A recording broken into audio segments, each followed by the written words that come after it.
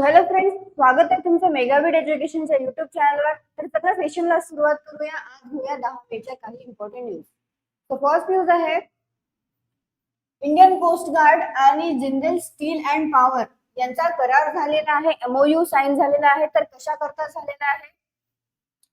Ship building करण्याकरता. Okay, ship building करण्याकरता त्याच्या सप्लायसाठी इंडिजिनियस मरीन ग्रेड स्टीलच्या सप्लायसाठी हा करार झालेला आहे. ज्यामुळे काय होणार आहे, इंडिजिनियस कंटेंट जे आहे जहाज बांधण्याकरता त्याचा एनहान्स होणार आहे. ओके, एनहान्स होईल इंडिजिनियस कंटेंट शिप बिल्डिंग करता.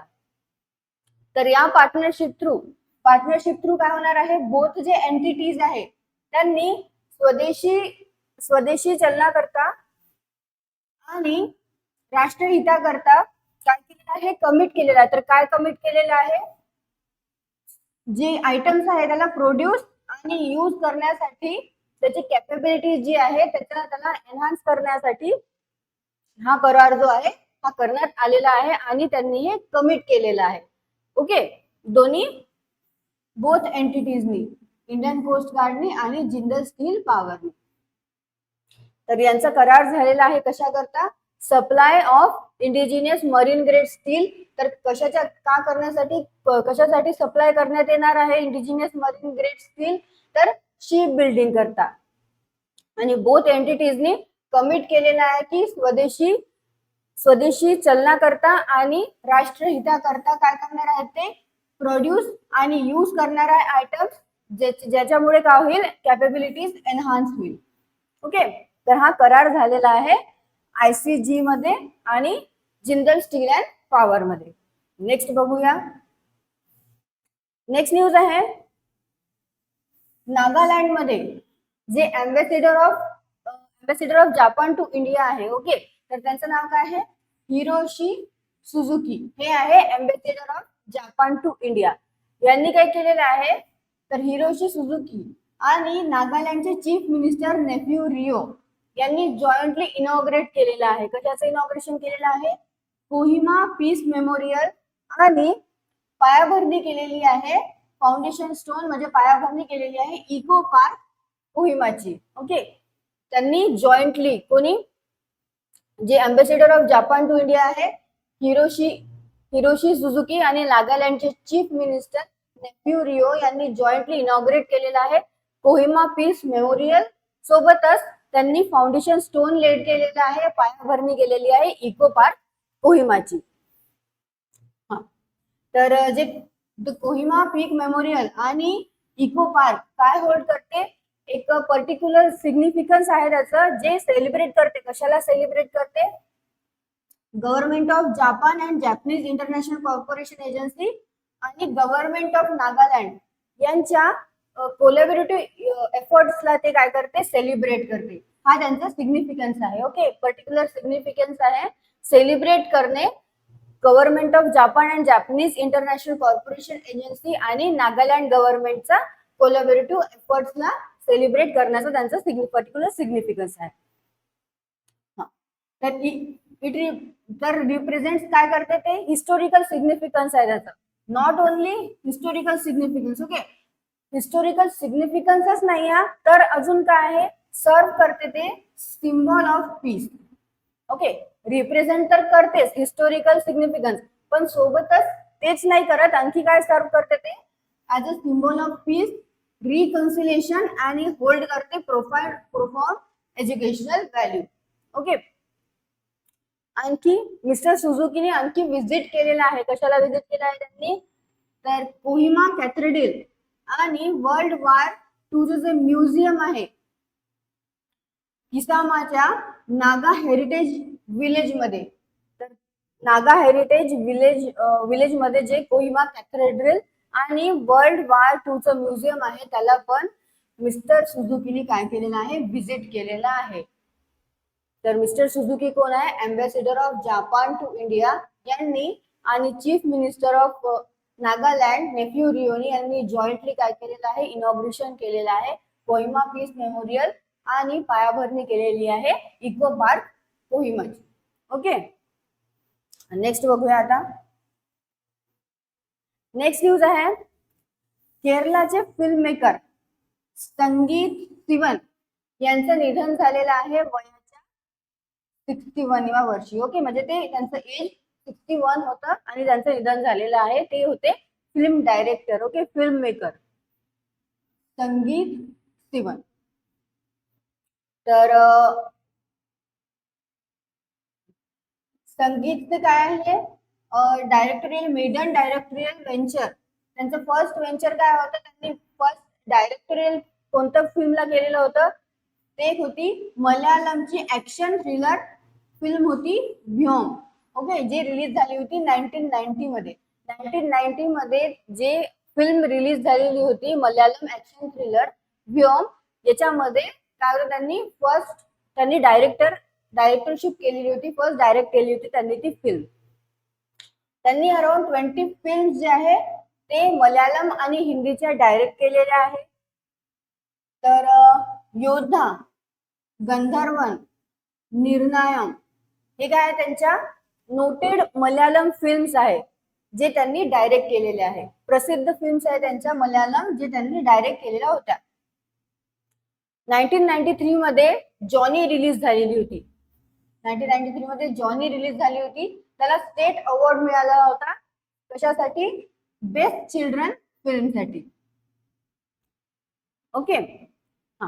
तर आणखी मोस्ट पॉप्युलर वर्क जे की मल्याळम मधला आहे त्यांचा, तर कोणत्या फिल्मसाठी त्यांना ऑल टाइम हिट हा मिळालेला आहे, तर मोहनलाल स्टॅरर योद्धा हे काय त्यांची ऑल टाइम हिट आणि कन्सिडर केल्या जाते ते की मोस्ट पॉप्युलर वर्क आहे त्यांचं मल्याळम इंडस्ट्री मधलं. तर आणखी जी फिल्म आहे त्यांची, the film paved the way for music composer A.R. Rahman entry into the Malayalam. तर त्या फिल्ममुळे A.R. रहमानला पण काय एक वाट मिळालेली आहे मल्याळम इंडस्ट्रीमध्ये प्रवेश करण्याकरता. ओके, तिथे त्यांनी त्या फिल्म मध्ये त्यांनी म्युझिक कंपोज केलेलं होतं A.R. रहमान यांनी. सोबतच त्यांनी हिंदी फिल्म्स पण डायरेक्ट केलेले आहे. जसं त्यांचं डायरेक्टोरियल डेब्यू होतं हिंदी फिल्म मध्ये, तर ते जोर मध्ये होतं. ओके, जोर या फिल्म मध्ये जे लीड रोल मध्ये होते ते होते Sunny Deol. Okay, Sunny Deol lead role मध्ये होते आणि त्यांचं डायरेक्टर ऍज अ डायरेक्टर म्हणून त्यांनी डेब्यू केलेलं होतं हिंदी फिल्म मध्ये, तर ती होती जोर फिल्म. त्यांनी आणखी काही प्रसिद्ध फिल्म्स केलेल्या आहे हिंदीच्या.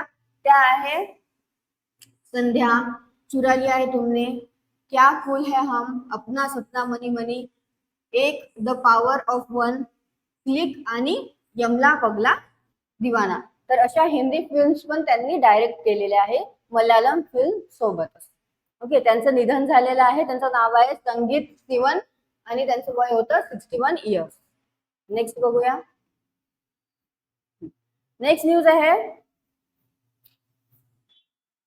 साऊथ कोरिया हे क्लोजली कम्युनिकेट करत आहे कोणासोबत? इंडोनेशिया सोबत. तर कशा करता करत आहे ते?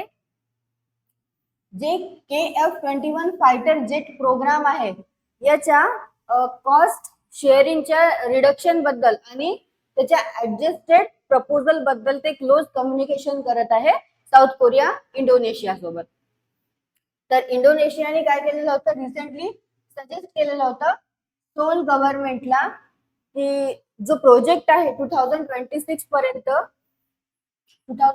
पर्यंत KF-21 जेट प्रोजेक्ट साठी त्यांना काही शेअर म्हणजे 600 बिलियन वॉन जे आहे त्यांना हे पेमेंट पे करायची आहे. ओके, त्यांचं शेअर करायचं आहे, पेमेंट पे करायची आहे 600 बिलियन वॉन 2026 पर्यंत KF-21 जेट प्रोजेक्ट करता, जे की इनिशियली काय होतं 1.6 ट्रिलियन वॉन होता आणि त्याच्यापेक्षा कमी आहे. ओके, इनिशियली 1.6 ट्रिलियन वॉन होता जे की 600 बिलियन पेक्षा काय आहे 1.6 ट्रिलियन वॉन इज कमी आहे. Okay, 600 billion. तो ओके, तर हे काय केलेलं आहे त्यांनी क्लोजली साऊथ कोरिया हे ऍग्री झालेले आहे with Indonesia on KF-21 fighter jet project करता आणि ते काय करत आहे क्लोजली कम्युनिकेट करत आहे इंडोनेशिया सोबत. रिसेंटली काय केलेलं आहे, सोल स्टेट प्रोक्युरमेंट एजन्सीनी हिंटेड ऍट इंडोनेशियाज प्रपोजल. त्यांनी काय केलेलं आहे, एक्सेप्ट केलेली आहे इंडोनेशियाचे proposal, saying that it will finalize a decision. तर डेव्हलपमेंट प्रोजेक्ट करता जे काही डिले होत आहे तो डिले नाही झाला पाहिजे, म्हणून ते काय करणार आहे, त्यांचा डिसिजन जो आहे तो लवकरात लवकर फायनलाइज करणार आहे, असं सोल जे स्टेट प्रोक्युरमेंट एजन्सी आहे त्यांनी म्हटलेलं आहे इंडोनेशियाला. तर इंडोनेशियाचा जो प्रपोजल आहे तो त्यांनी ऍक्सेप्ट लवकरात लवकर करणार आहे. ओके, तर हे झालं कशाबद्दल, साऊथ कोरिया जे काय करत आहे, क्लोजली कम्युनिकेट करत आहे इंडोनेशिया सोबत for KF-21 fighter jet project करता. नेक्स्ट, सो नेक्स्ट आहे news, US automotive company BorgWarner हे यांनी काय केलेलं आहे, एक research and development center open केलेलं आहे. कुठे, कोरियामध्ये. ओके, तर यामुळे काय होणार आहे, जे सेक्टर आहे त्या सेक्टरमध्ये सप्लाय चेनला हेल्प होईल स्टॅबिलाइज करण्यासाठी,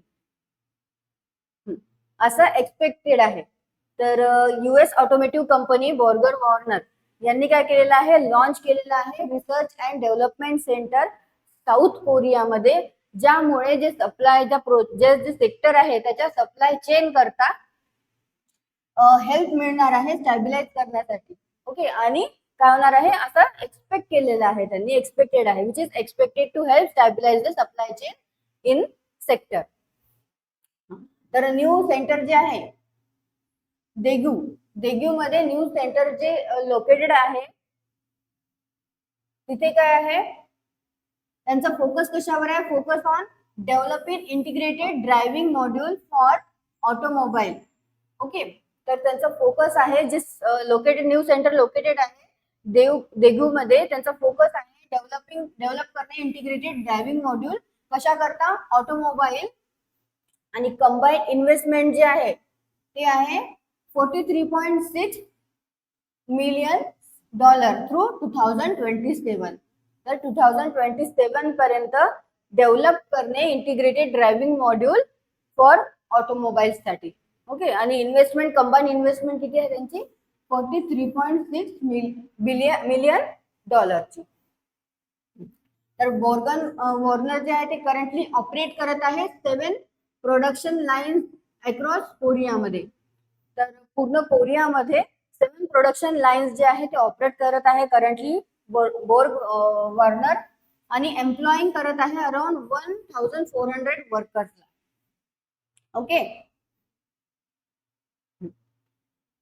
तर न्यू सेंटर जे आहे ते काय करणार आहे, एम्प्लॉय करणार आहे 43 एक्सपर्ट्सला, आणि एक्सपेक्ट आहे की ते एनहान्स करेल कॉम्पिटिटिव्हनेस ऑफ लोकल ऑटोमोबाईल इंडस्ट्री आणि हेल्प करेल स्टॅबिलाइज करायला सप्लाय चेन. ओके, तर हे सगळं ही न्यूज होती आपली.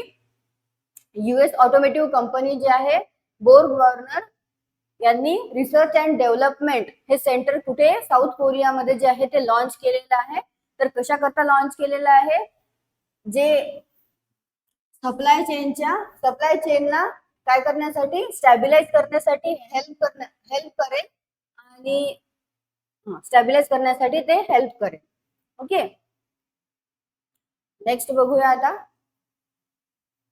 So next news, happiest mind यांनी काय केलेलं आहे, US based Aureus tech system यांना काय केलेलं आहे, एक्वायर केलेलं आहे, म्हणजे 100% ओनरशिप, 100% स्टेक जो आहे त्या कंपनीचा हा घेऊन घेतलेला आहे. ओके, म्हणजे एक्वायर केलेला आहे त्या कंपनीला पूर्णपणे, आणि किती मध्ये केलेला आहे, फॉर $8.5 मिलियन मध्ये एक्वायर केलेला आहे. हॅपीएस्ट IT फर्म हॅपीएस्ट माइंडनी अझ्युअर कोणत्या कंपनीला, ऑरस टेक सिस्टीम LLC यांना. ओके, थ्रू या ऍक्विजिशन थ्रू काय होणार आहे, जे हॅपीएस्ट माइंड्स आहे ते स्ट्रेंथन करणार आहे त्यांची डोमेन कॅपेबिलिटीज. तर कशामध्ये स्ट्रेंथन करणार आहे, insurance and reinsurance, healthcare and life science, vertical science, strong product and digital engineering service business. तर या हॅपीएस्ट माइंड स्ट्रेंथन करणार आहे त्यांची डोमेन कॅपेबिलिटीज या सेक्टर्स मध्ये जे आहे insurance, reinsurance, healthcare and life science आणि या सेक्टर्स मध्ये ते स्ट्रेंथन करणार आहे त्यांची कॅपेबिलिटीज. ओके, तर हॅपीएस्ट माइंड बद्दल बघून घेऊया आता. फाउंडर आणि एक्झिक्युटिव्ह चेअरमॅन कोण आहे? अशोक सूत. सबसिडरीज काय आहे, कोण आहे? Shri Mookambika Info Solutions Private Limited. Found कधी झालेली? 30 मार्च 2011 आणि हेडक्वार्टर आहे इंडियामध्ये. ओके, हे आहे जी आयटी फर्म आहे हॅपीएस्ट माइंड. त्याच्याबद्दलच काही इम्पॉर्टंट आहे, जे हेडक्वार्टर, फाउंड कधी झाली, फाउंडर्स कोण आहे, एक्झिक्युटिव्ह चेअरमॅन कोण आहे आणि सबसिडरी कोण आहे त्या कंपनीची. आणि त्यांनी काय केलेलं आहे हॅपीएस्ट माइंडनी, जे ऑरस टेक सिस्टीम LLC आहे, US बेस्ड आहे ती. ओके, त्यांना एक्वायर केलेला आहे. 100% ओनरशिप घेतलेली आहे त्या कंपनीची $8.5 मिलियन मध्ये. नेक्स्ट बघूया. सो नेक्स्ट न्यूज आहे विप्रो इन्फ्रास्ट्रक्चर इंजिनिअरिंग यांनी पण एक्वायर केलेला आहे कॅनडा बेस्ड मेलिहोट इंडस्ट्रीजला. तर Wipro Infrastructure Engineering hydraulic cylinders and component manufacturing business. काय आहे हे विप्रो इन्फ्रास्ट्रक्चर इंजिनिअरिंग? हे आहे hydraulic cylinders and component manufacturing business. यांनी एंटर केलेला आहे, अग्रीमेंट केलेला आहे एक्वायर करण्यासाठी Canada based Novacap portfolio firm Mailhot Industries. Okay, Mailhot इंडस्ट्रीजला जे कॅनडा बेस्ड आहे तिला त्यांनी एक्वायर केलेला आहे आणि तो त्यांचा काय झालेला आहे, डेफिनेटिव्ह अग्रीमेंट झालेला आहे. तर हे एक्विजिशन काय अलाव करणार आहे? विप्रो हायड्रॉलिक्स जे एक्सपांड करणार आहे कॅनडा, US आणि मेक्सिको मध्ये त्यांचं काय फुटप्रिंट जे आहे ते एक्सपांड करणार आहे. आणि सोबतच जे नवीन सेगमेंट्स आहेत जसं refuse truck, snow removal equipment, defence आणि रिमॅन्युफॅक्चरिंग इन नॉर्थ अमेरिका, तर या करता त्या न्यू सेगमेंट्स मध्ये ते काय करणार आहे, पेनिट्रेट पण करणार आहे, म्हणजे चालू ठेवणार आहे, समोर जाणार आहे आणखी. ओके, तर कधी इस्टॅब्लिश झाली होती मॅलिहोट इंडस्ट्रीज? इस्टॅब्लिश झाली होती 1956 मध्ये. आणि जे स्पेशलाइज आहे त्यांचं मॅलिहोट इंडस्ट्रीजचं, ते मेलहोट इंडस्ट्रीजचं स्पेशलाइज कशामध्ये आहे? रिफ्यूज ट्रक्स मध्ये, स्नो रिमूव्हल इक्विपमेंट मार्केटमध्ये.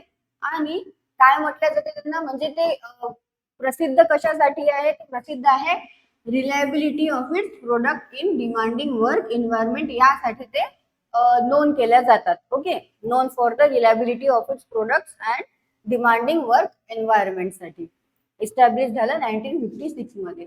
आणि आता मेलहोट इंडस्ट्रीजला काय केलेलं आहे? एक्वायर केलेलं आहे. कोणी एक्वायर केलेलं आहे? विप्रो इन्फ्रास्ट्रक्चर इंजिनिअरिंगने. नेक्स्ट बघूया आता news.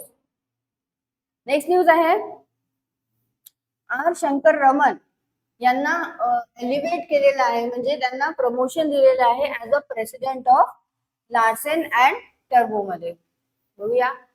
Engineering and construction conglomerate Larsen and turbo. Okay, काय आहे ते? इंजिनिअरिंग अँड कन्स्ट्रक्शन कॉन्ग्लोमेरेट आहे. त्यांनी अनाऊन्स केलेलं आहे आर शंकर रमन यांचं एलिव्हेशन केलेलं आहे as a president of company. तर as a president of company आता कोण राहणार आहे? आर शंकर रमन. त्यांना प्रमोशन देण्यात आलेलं आहे. रमन कंटिन्यू करेल आणि त्यांची पोझिशन जे आहे whole time director and CFO जे ते कंपनीचे होते, तर त्यांची पोझिशन ते कंटिन्यू करणार आहे. तो रोल ते कंटिन्यू करणार आहे होल टाइम, जे ते डायरेक्टर अँड CFO होते. सोबतच ते प्रेसिडेंटशिप पण त्यांची आता त्याच्यावर पण ते काम करणार आहे, सर्व्हिस देणार आहे. ओके, तर सुब्रमण्यन शर्मा हे काय आहे? Who has been a senior executive vice president. तर यासोबतच तर जे प्रेसिडेंटशिप देण्यात आलेली आहे शंकर यांना, त्यासोबतच सुब्रमण्यम शंकर जे आहे, जे काय होते सिनियर एक्झिक्युटिव्ह व्हाईस प्रेसिडेंट होते. तर त्यांना एलिव्हेट करण्यात आलेला आहे as a whole time director and president energy with immediate effect. तर त्यांना काय करण्यात आलेलं आहे, त्यांचं पण प्रमोशन करण्यात आलेलं आहे. As whole time director and president त्यांना बनवण्यात आलेलं आहे.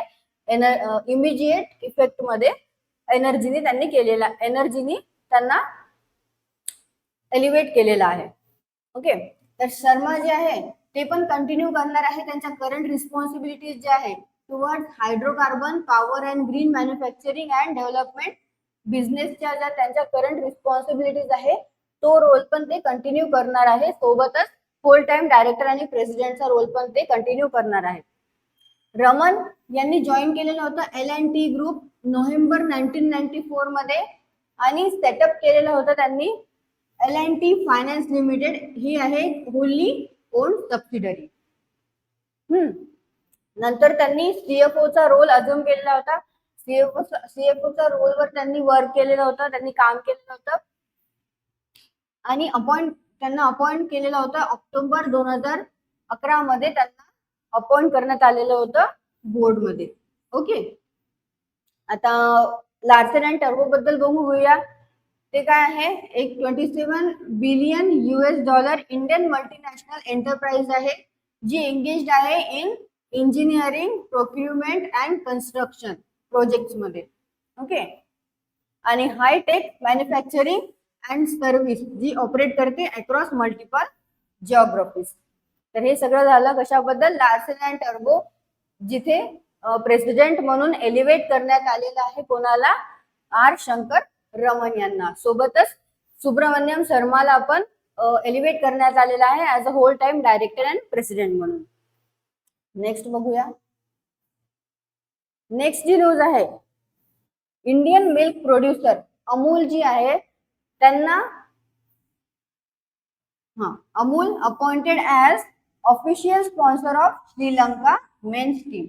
तर श्रीलंका क्रिकेट यांनी अनाऊन्स केलेलं आहे जे इंडियन मिल्क प्रोड्युसर आहे अमूल यांना अपॉइंट केलेलं आहे त्यांनी ऑफिशियल स्पॉन्सर म्हणून. कशा करता, जे ICC men's T20 world cup 2024 चा जो ड्युरेशन होणार आहे त्यामध्ये श्रीलंका मेन्स टीमचे काय राहणार आहे, ते ऑफिशियल स्पॉन्सर राहणार आहे अमूल. ओके, तर अमूल श्रीलंका काय करणार आहे, मेन्स T20 वर्ल्ड कप 2024 जे आहे त्यामध्ये फेसिंग करणार आहे, सामना करणार आहे साऊथ आफ्रिका सोबत न्यूयॉर्क मध्ये 3 जून 2024 ला. ओके, श्रीलंका सामना करणार आहे साऊथ आफ्रिका सोबत न्यूयॉर्क मध्ये जी मॅच होणार आहे 3 जून 2024 ला. तर तिथून ते सामना चालू होणार आहे श्रीलंकाचा ICC men's T20 world cup 2024 मध्ये. आणि ICC men's T20 world cup 2024 कधी स्टार्ट होणार आहे, ती स्टार्ट होणार आहे 1 जूनला स्टार्ट होणार आहे आणि 29 जून पर्यंत राहणार आहे. आणि कुठे कुठे होणार आहे ती, वेस्ट इंडिज आणि USA मध्ये होणार आहे ICC men's T20 world cup 2024. Okay, तर ही कशाची न्यूज झाली की श्रीलंका क्रिकेटने अनाऊन्स केलेला आहे अमूल ही श्रीलंका मेन्स टीमची काय राहणार आहे, ऑफिशियल स्पॉन्सर राहणार आहे. तर ICC men's T20 world cup 2024 चं जो ड्युरेशन राहणार आहे त्यामध्ये श्रीलंका मेन्स टीमची ऑफिशियल स्पॉन्सर अमूल राहणार आहे. क्वेश्चन्स बघून घेऊया. सो फर्स्ट क्वेश्चन आहे, who has signed a MOU with Jindal steel and power. तर जिंदल स्टील अँड पॉवर यांनी काय केलेलं आहे, करार केलेला आहे, MOU साइन केलेला आहे. कोणासोबत साइन केलेला आहे, for supply of indigenous marine grade steel. Indigenous marine grade स्टीलच्या सप्लाय करता ज्याच्यामुळे एनहान्स होणार आहे indigenous content in ship building. तर कोणासोबत झालेला आहे करार, इंडियन कोस्ट गार्ड यांच्यासोबत. Next, recently Nagaland government in collaboration with which country. तर नागालँड गव्हर्नमेंटने कोणत्या कंट्रीच्या कोलॅबोरेशन सोबत इनॉग्रेट केलेला आहे, कोहिमा पीस मेमोरियल आणि इको पार्कचा. तर जपानच्या कोलॅबोरेशन सोबत काय केलेलं आहे, इनॉग्रेट केलेला आहे कोहिमा पीस मेमोरियल आणि फाउंडेशन स्टोन लेड केलेला आहे इको पार्कचा. नेक्स्ट, फिल्म डायरेक्टर संगीत सिवन ज्यांचं रिसेंटली निधन झालेलं आहे, तर ते कोणत्या रिजनल सिनेमाशी रिलेटेड होते? ते होते मल्याळम रिजनल सिनेमाशी ती रिलेटेड होते. Next, which country is closely communicating with Indonesia? कोणती कंट्री आहे जी क्लोजली कम्युनिकेट करत आहे इंडोनेशिया सोबत रिगार्डिंग कशाच्या regarding adjusted proposal to reduce its cost sharing for the KF-21 fighter jet program. तर KF-21 फायटर जेट प्रोग्रामच्या cost शेअरिंगच्या reduction साठी त्याच्या ऍडजस्टेड प्रपोजल साठी इंडोनेशिया सोबत कोणती कंट्री कम्युनिकेट करत आहे? साऊथ कोरिया ही कम्युनिकेट करत आहे. Next, where did the US automotive company Borg Warner has opened a research and development center? तर जे बोर्ग वॉर्नर आहे US ऑटोमोटिव्ह कंपनी यांनी रिसेंटली रिसर्च अँड डेव्हलपमेंटचे सेंटर आहे न्यू सेंटर ते कुठे लॉन्च केलेलं आहे? ते केलेलं आहे साऊथ कोरियामध्ये. Next, which Indian based digital transformation information technology consulting and service company is going to acquire 100% stake in Auris Tech System? तर कोणती डिजिटल ट्रान्सफॉर्मेशन IT फर्म आहे जिने 100% स्टेक आहे जो अक्वायर केलेला आहे ऑरस टेक सिस्टीमचा? तर ती आहे happiest mind. Next, name the subsidiary of Wipro enterprises. तर विप्रो एंटरप्राइजेसची सबसिडरी कोणती आहे जिचा ऍग्रीमेंट झालेला आहे, जी अक्वायर केलेला आहे कॅनडा बेस्ड नुवाकॅप पोर्टफोलिओ फर्म मॅलिहोट इंडस्ट्रीजचा? तर ती आहे Wipro Infrastructure engineering. Next, who has been elevated as president of engineering and construction conglomerate Larsen and Turbo? तर कोणाला एलिव्हेट करण्यात आलेला आहे ऍज अ प्रेसिडेंट म्हणून? लार्सन अँड टर्बोचा आर शंकर रमन यांना. Next, which Indian milk producer has been appointed as? तर कोणती इंडियन मिल्क प्रोड्युसर आहे ज्यांना अपॉइंट करण्यात आलेला आहे ऑफिशियल स्पॉन्सर म्हणून श्रीलंका मेन्स टीम करता, जी होणार आहे ICC men's T20 world cup 2024 या ड्युरेशन साठी? तर करण्यात आलेला आहे अमूल. तर अमूल जी आहे ऑफिशियल स्पॉन्सर राहणार आहे श्रीलंका मेन्स टीमची. सो तुम्हाला सेशन आवडलं असेल तर सेशनला लाईक करा, चॅनलला सबस्क्राईब करा, सोबतच टेलिग्राम चॅनलला जॉईन करा आणि इंस्टाग्रामला पण जॉईन करा. लिंक ही डिस्क्रिप्शन मध्ये दिलेली आहे.